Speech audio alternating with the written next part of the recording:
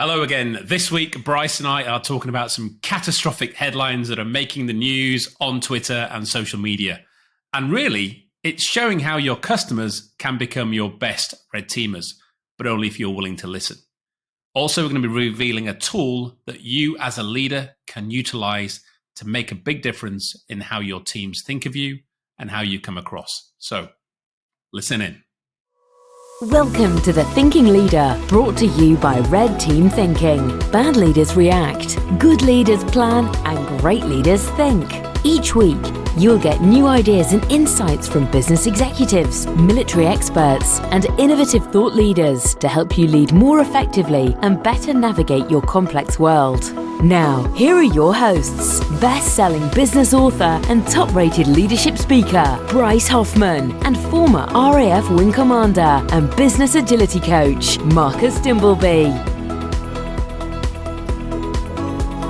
Welcome back to the Thinking Leader Show with myself and Bryce Hoffman. It's just me and Bryce this week, no guests, so we're going to be talking about some good stuff that's fun, interesting, and is going to get you thinking.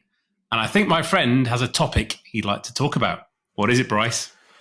Yeah, I'd like to talk about this little stunt that Lufthansa pulled recently, where they, for those who don't know, like a lot of airlines these days, Lufthansa has, shall we say, been challenged in the baggage handling arena.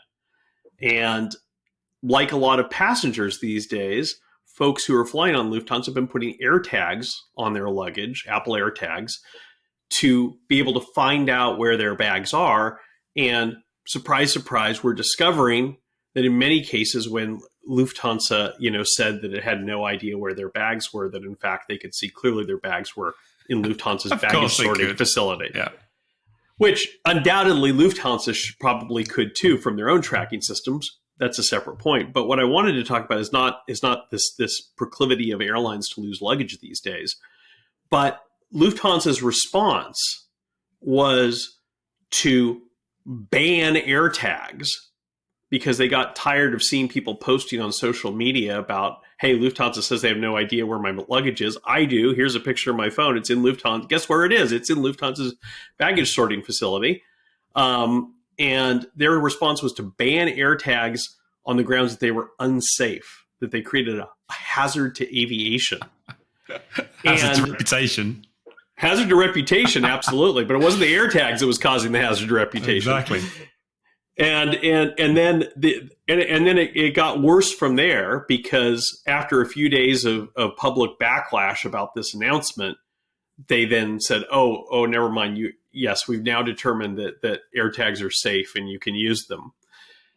And the reason I wanted to talk about this, Marcus, is because this to me is a great and poignant and very powerful reminder of something that every company, I think, needs to keep in mind, which is that your customers are your best feedback loop. If your employees won't red team you, if your employees are too afraid to tell you what's going wrong, guess what? You don't have to bring in consultants. Just listen to what your customers are saying about you on social media, and you'll find out where you're falling down on the job. Absolutely. I think that's brilliant. And, as we say all the time, you've got to go to the coalface. You've got to go to the front line. And that front line is often beyond the boundaries of your company. You've got to understand where your business reaches to, and we talk about influencers in our tool, Influencer Engineering, because it goes beyond just stakeholders. There are people who can influence you who you don't consider. And now in the world of social media, a single tweet from a disgruntled customer, obviously they got many more than one, but one single tweet can have a massive impact on your business. And if you're not going out asking for that feedback, and then when you get it, even if you don't like it, responding to it in the way they did by shutting it down or denying it and putting in these draconian mechanisms and lying for the reasons why they do it, as you said, makes things even worse. Far better to go, okay, we'll take that on the chin. We messed up, or yes, that was an error in our processes. Thank you for the feedback. Here's what we're going to do to fix it. And people are fine with that. If things go wrong and I go and complain about something and explain why it went wrong, and someone turns around and goes, thank you for highlighting that, sir. I'll make sure that's not going to get, the same problem next time and I'll rectify it.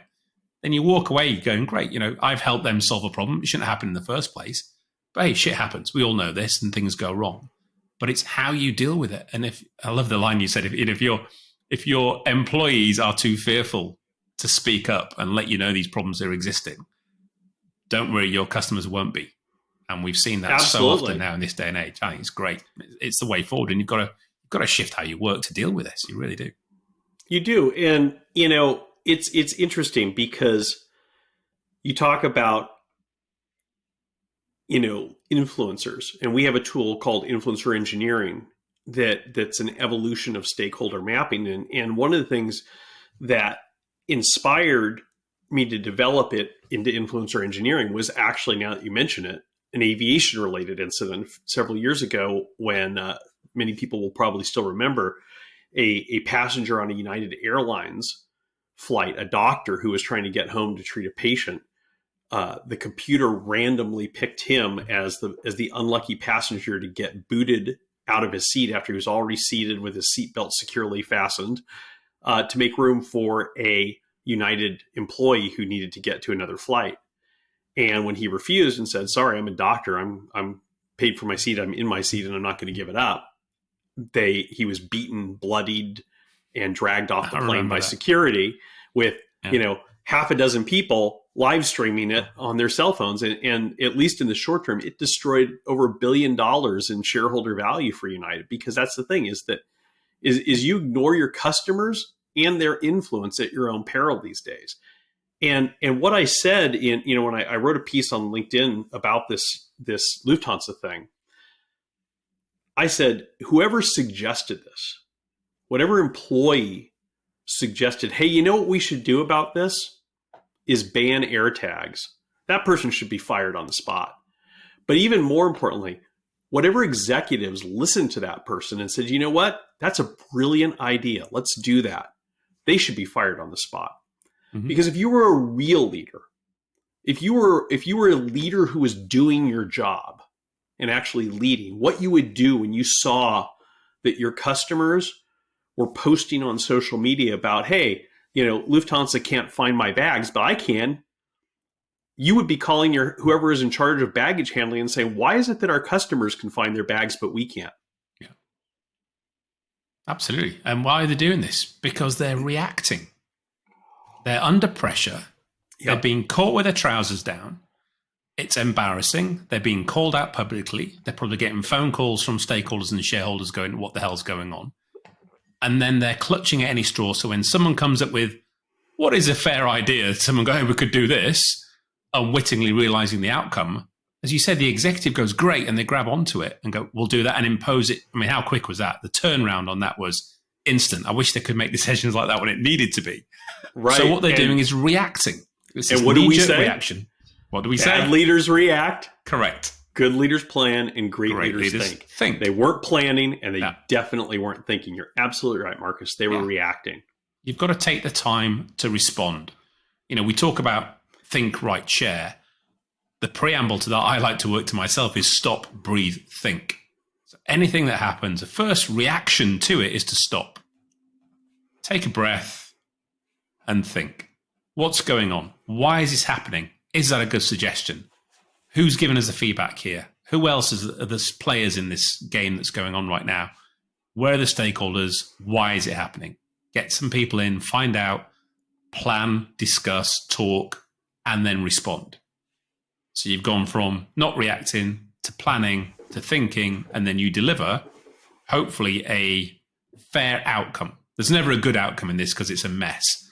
But there's always a fair outcome where people walk away and feel that they've all been listened to. They've all heard the problems. They've all been accepted and are on their way to resolution. And then moving forward, you get some sort of grace of understanding. And here's a voucher for next time you travel with us or something like that, if they ever want to travel with them again. But as you said, you've got to send a shot across the bows, I think, when this, and it's just, I'll call it out, stupid behavior. And one of my favorite sayings is never underestimate the predictability of stupidity.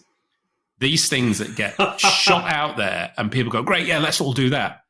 Just hang on a minute. Just check yourself and go, If we do that, what happens? You can do a 20-second pre-mortem.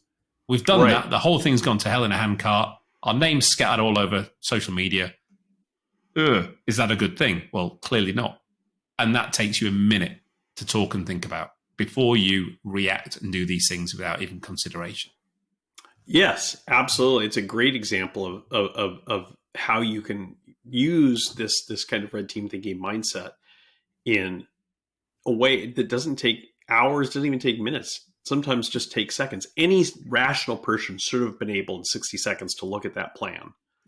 If they couple of dominoes on that plan, stop, breathe, and think, and say, what's going to what's the worst that could happen with this? Well, it's pretty obvious what the worst that could happen was this is people are we're going to become mocked and look like idiots, as we deserve to be.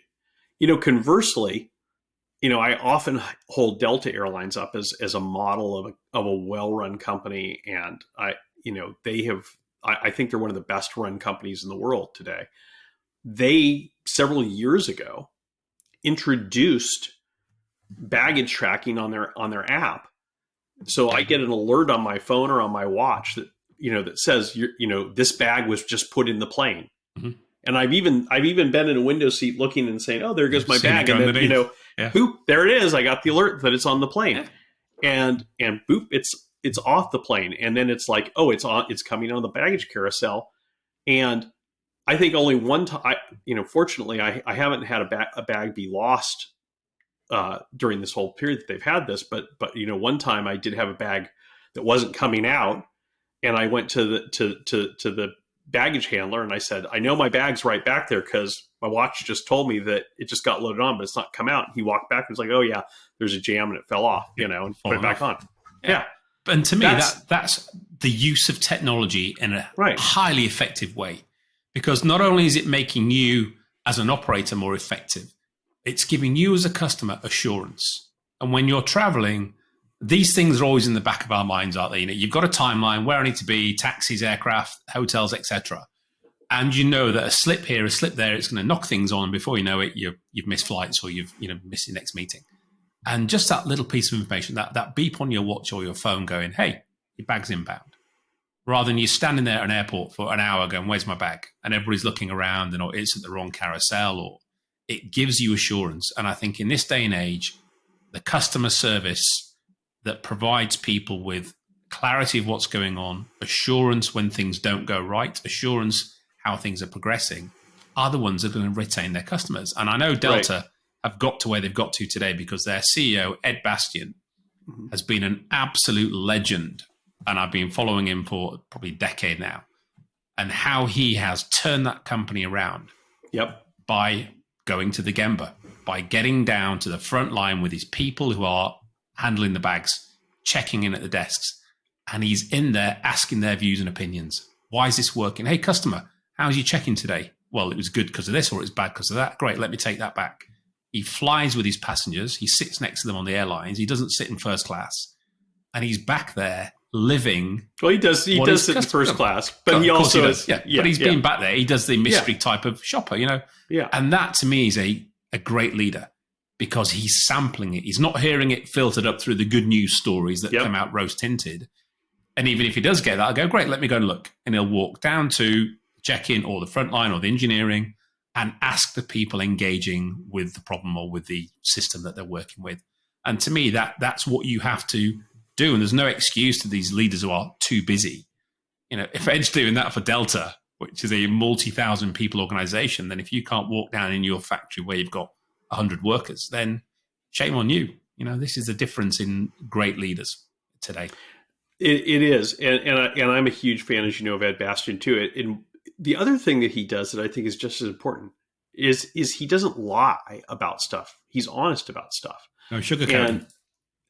And he's been very declarative about, key to Delta's turnaround strategy, how they became the best business airline in the US and have held on to that title for years after having been in last place, is he said, look, we've looked at the numbers and people like to complain about legroom and, cost for bags and stuff like this. But at the end of the day, the reality of the situation is that people who fly in the back of the plane 99.9% of them make their decision on what airline they're going to fly by who has the cheapest flight to where they're going. And whereas people who fly in the front of the plane will be very loyal to companies that treat them well. Correct. And will be willing to pay more if they're treated well to keep having, a good experience. So he publicly said, he announced in the Wall Street Journal, when he first started this initiative, we're going to stop making these little incremental tweaks to our service in the back. Yeah. And we're going to invest almost all of the money that we put into the plane in the front of the plane and make our experience in the front of the plane the best in the United States. And that's what they did. And they keep improving it, and it works, and if you have a high level of elite status with Delta, they do amazing things for you. And I mean, I've been in situations because I had diamond status. I before COVID, I would fly out of my way and have a layover rather than take a direct flight on another airline, just because I knew I'd be treated well on Delta. Mm-hmm. But to your point about going to the Gemba, a few years ago, I don't know exactly when it was, about a year or two before COVID, when there was a brouhaha going on about shrinking legroom in economy class. The Wall Street Journal had a brilliant idea. They decided to do a story about it, and they asked each of the three CEOs of the big American airlines, Delta, United, and American, to do the interview sitting in coach with them. Not to fly in coach, but just to sit with the reporter for the hour-long interview in coach. And of course, Ed Bastion said, sure. And in the interview, he didn't sugarcoat. He said, yeah, there's not a lot of legroom here.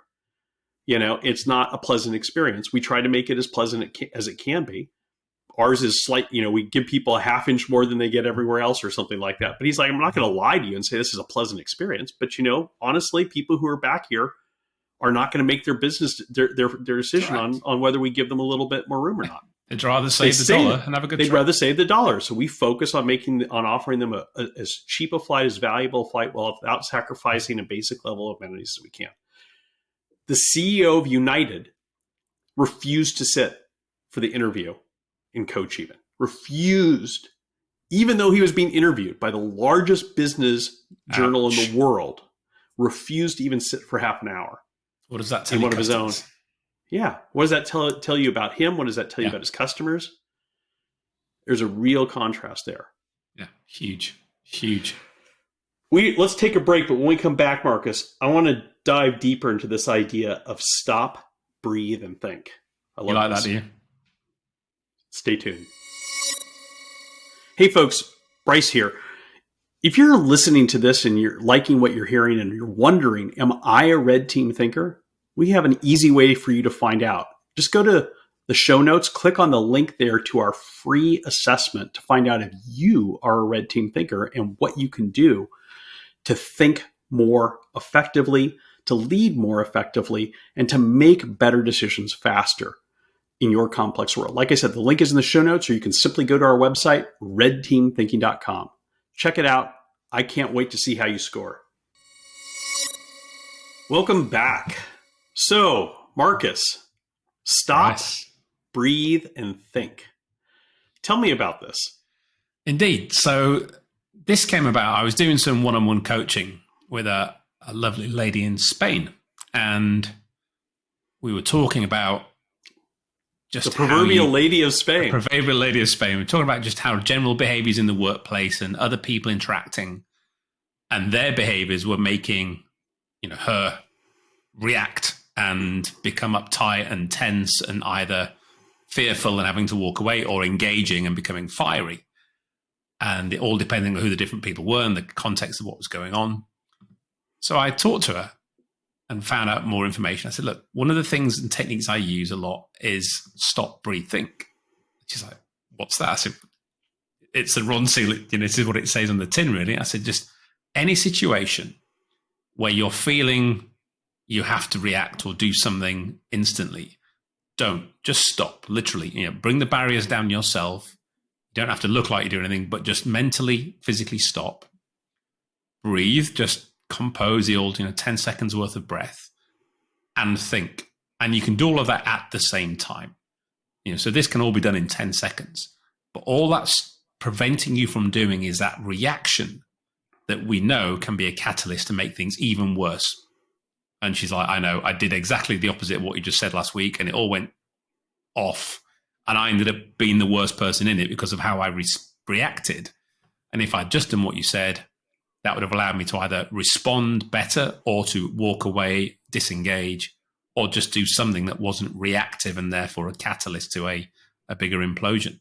So it's something, and then I loved when I started working with you, the old think, write, share. I always preamble that to, well, the think's there. Before that, just stop and breathe. Then we can think, then we can do whatever we need to do following that. So that's where it came from. That's so interesting. I've seen you do that. You practice what you preach. Do you know why? Well, you know why? Me. I have to. You know what I'm like? I'm an impulsive, reactive, fiery kind of guy. And, that stood me very well in the past. It's got me in trouble in the past. And therefore, as I've matured and as I've got older and as I've realized, it's a sort of personal tool that I've created that as the situation comes up, my brain's going, it's needed. Bring in the SBT. And then that's where it sort of stemmed from. So how did you train yourself how to do that? I guess, what's that old Dean Martin quote? You've seen it on my Instagram about, where does good judgment come from? Experience. Where does experience come from? Bad judgment. So I think I've learned it.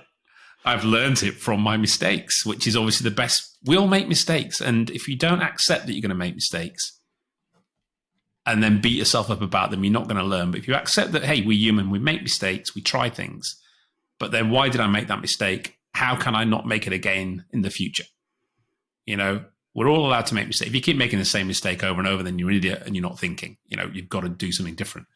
But if you make a mistake and then take stock and then put some mechanisms, a process, or whatever it is that works for you, I've got my own things, other people have their things. I teach people other things that I wouldn't do because they don't work for me, but they're very bespoke and unique sometimes. But I think you've got to learn these things and then create whatever toolkit, if you will, from a mental perspective or physical that's applicable to what you need as an individual. I think that's so powerful. I think that's great. I think we need to add that to our teaching of think, write, share too. We need to talk to people about stop, breathe, and think, because you're right. I mean, it's having that mental pause as a decision maker can be so important. And Absolutely. in that time, in those 10 breaths, you have an opportunity, like you said before, when we were talking about Lufthansa's air tags, you have an opportunity to do like a micro pre-mortem. And doing a micro pre-mortem on something that stupid, at least, should be in all you need to see. Yeah, that's not a good idea. Well, Let's think about this, folks. Yeah, because a stupid as I said earlier, a stupid proposal under pressure often doesn't appear stupid at the time, and you go with it. But if you just take that time, and I love what you just said there as well, where I'm teaching it as from a coaching perspective, it's to slow down to prevent a reaction. Whereas if we apply it to the techniques we're using, we're enabling people to just slow down and think from a decision perspective, for a planning perspective, for a next steps perspective. Because again, with the red team thinking, and we see this with our own individuals, as they get more confident in the capability, their brain tells them that they're better at this and therefore they go quicker. And it's funny when we do this, we let them go running and make their own mistakes because that's the best way to learn. And then afterwards, you look, if you'd have just thought for a minute as a team before jumping in because you assumed you knew the answer, what would have been the outcome? Like, oh yeah, very, very different. And lessons learned, and it's a great way of learning. But I think if we can create this as a personal stop check for people, not just for reactive behavior, but just for life in general. Life's going too quick right now, unless we're in chaos, from the Conneffin zone and we have to dive out the way of the car that's come around the corner or there's a lion about to jump on us. We don't have to react. There's no act required, even though the world is moving so fast. In this world we're now moving in, the complexity we're facing, taking that time, what I say all the time is slow down to speed up. Right. That moment of mindfulness is a popular phrase at the moment. Yes. Just taking that, whatever you want to call it, I think is worth its weight in gold. I really do. Well, and that's, if you look at it, I'm not talking about necessarily its origins in the East, but in the modern application of meditation and mindfulness, a lot of what people who teach us in companies and stuff aim at is telling people that this is about training your brain to have an ability to stop before you react to something. And that's accomplishing the same thing that stop, breathe, and think does. And it's easy to say, but it's hard to do. I know, because I've struggled with this myself. I know. And I'm sure you do. Obviously, but I know. Probably more than many people. But it's so essential though, because it's like go back to what our tagline is: bad leaders react. Yeah. And it's interesting because the origin story of this. I before I launched the Thinking Leader podcast, I did Seth Godin's podcasting fellowship, and it's a great program. Highly recommend it to anyone who's thinking of starting a podcast. And his whole pedagogical style is cohort education and learning from each other and stuff like that. And so you had to kind of workshop your stuff at every stage. And so first you came up with a title for your podcast, and then you had to workshop that with the rest of your group and get feedback and stuff. Then you had to come up with a tagline for your podcast. And, and he gave us some, insights and stuff on how to do that. And so I came up with my tagline that bad leaders react, good leaders plan, and great leaders think. And I thought it was pretty good. And I sent it out to the group and said, here's mine. And about 75% of the people in my class were like, oh, that's so cool. That's great. I love that. A couple of people said they gave me chills when you said that. Mm-hmm. But I had about 25% of the people in my class say, that's a horrible tagline. You can't say that. There are no such thing as bad leaders.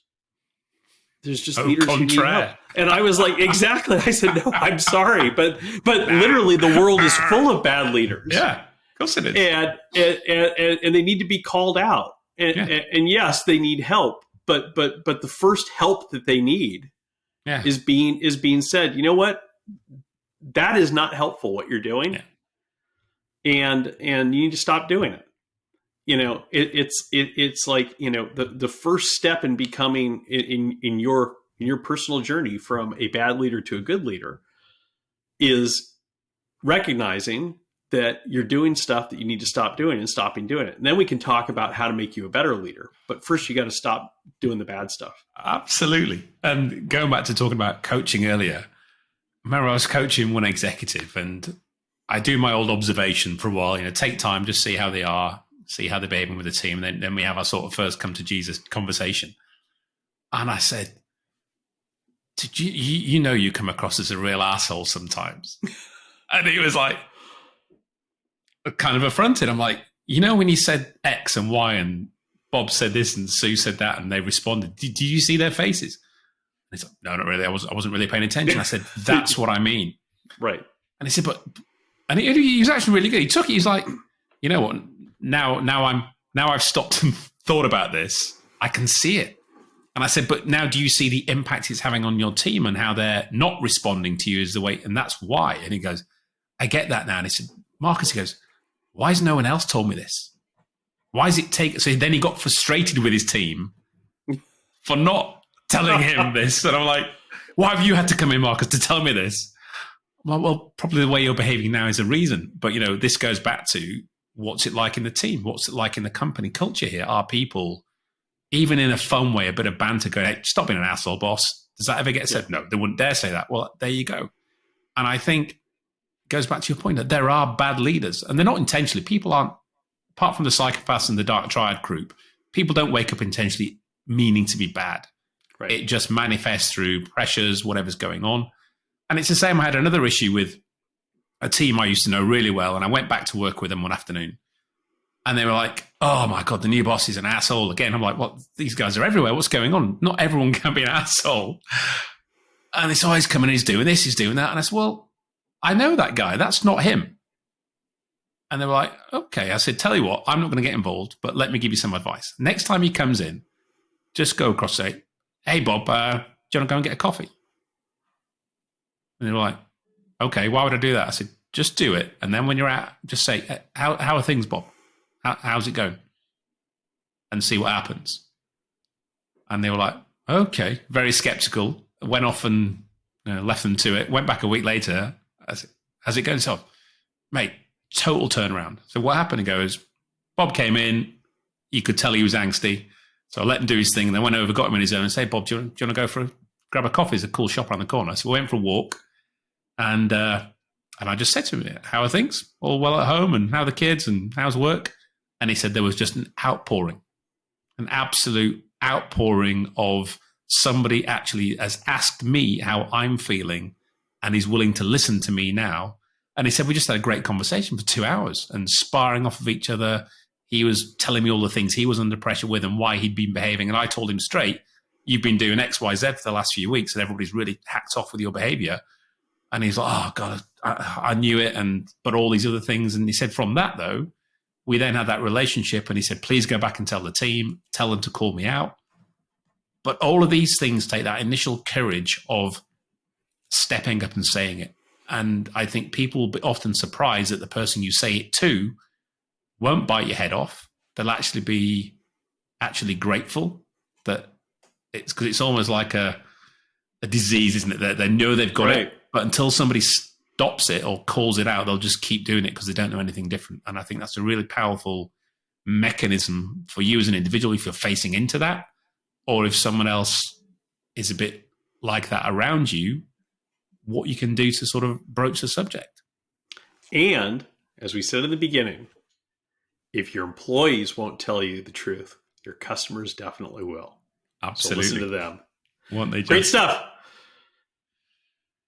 Wonderful advice. See you next week. Stop, breathe, think.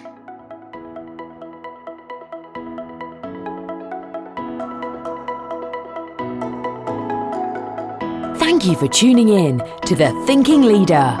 Check the show notes for more information about the topics covered in this episode. There, you'll also find a link to our free assessment. Click on it right now to find out if you are a Red Team thinker with a Red Team culture.